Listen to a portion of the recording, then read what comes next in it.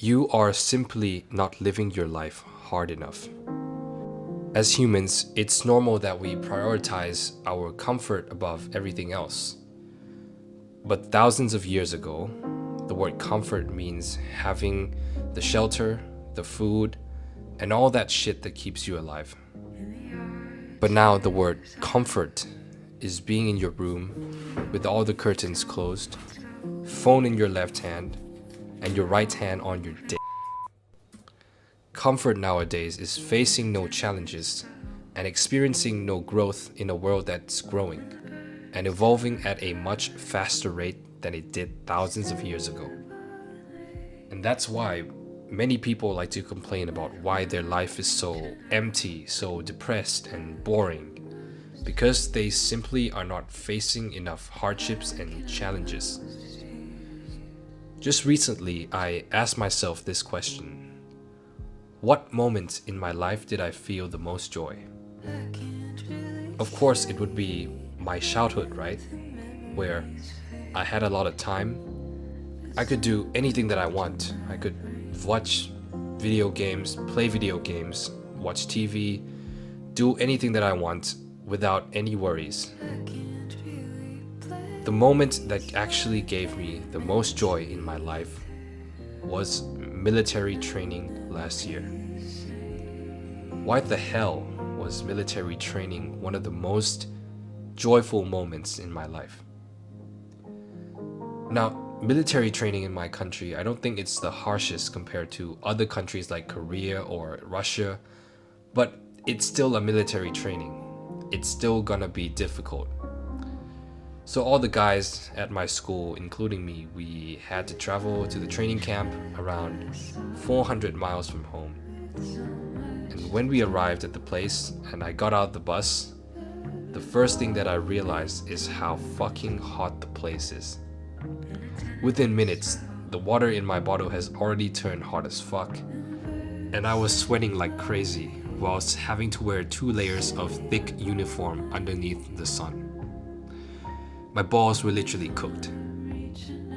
So every day we would have a schedule where we would wake up at 4:30 and have to be ready in our uniforms and our tent clean at 5 a.m. And it has to be 5 a.m. sharp. So 1 minute late and you're fucked. And of course there would be that one group that's always late, and we would get punished as a group because of them, and we would start shouting at those assholes so they won't do it again. And thinking back, to be this disciplined, it requires a lot of effort. But I just can't help but put a smile on my face knowing that, holy shit, I didn't know I can be this disciplined. Comparing this to how I've been living my everyday life at home, I would set my alarm at 5:30 but keep hitting the snooze button until 6:30. Then I would start scrolling for another 20 minutes, and I am naturally a lazy person, so I do things quite slowly. And it would take me 2 hours, 2 fucking hours to get ready. And I haven't gotten any work done. But you know, in places like this, there is no time to lay around. You gotta get things done, or else people are gonna start screaming in your face. So, live like you are in the army. When the alarm rings at 5 in the morning, you get up at 5 in the morning. When you have to work, you work. Sounds simple, right? Just give it a try for one day. Be so disciplined and efficient to the point where there is no wasted time. Give yourself only 5 minutes to transition yourself into the next thing that you have to do.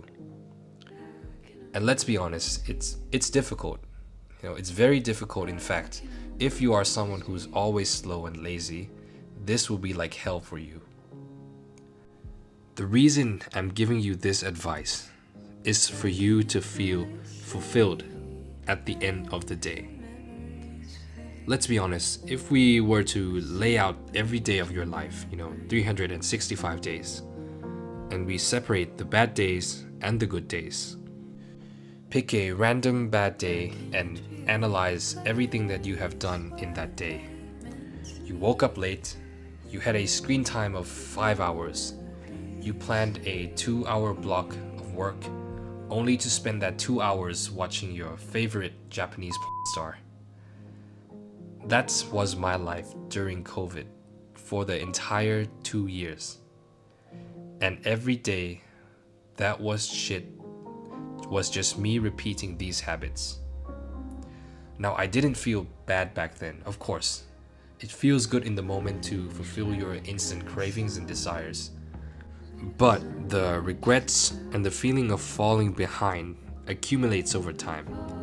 So it's no wonder why I was depressed, why you are depressed, if our lives consist of these fucking goblin activities. Now look at all your good days. What are the things that you did?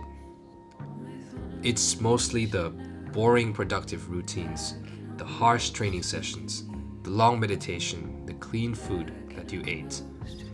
It's these kind of days that 1. Makes progress, and 2. Actually makes you happy. You don't look back at your worst days and think, wow, I jerked off for 10 hours. Those were the good days. Of course not. I know what I'm saying is common sense and obvious, but it's always the simple things that's taken for granted. People demand for the perfect condition, the perfect weather, the perfect music, and a perfect lifestyle in general, and only then will they be motivated or disciplined to do their work, which is not the case. That's not how the world is gonna work. The weather today is not that good. It's raining in the morning. I can't even see the sun, but I'm out here at 6 a.m. sharp, soaking wet, training, because I want to get that physique and I want to feel good about myself for sticking to promises. So no matter what life throws at you, you can still say, at least I did X. At least I woke up early to finish off my work. At least I trained despite the rain. At least I fulfilled my mission. That to me is a perfect day. The more good days like this means the more good weeks, then the weeks become months, and the months become years, and the years become a lifetime. That's all from me. I hope my video helps. A like and subscribe would mean a lot to me. Until next time.